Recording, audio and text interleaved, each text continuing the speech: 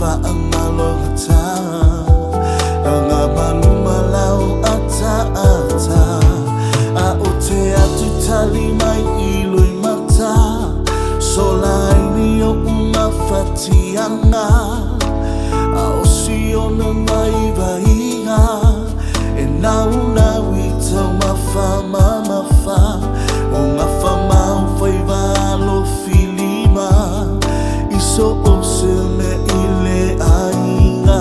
maluloto mawala lulaba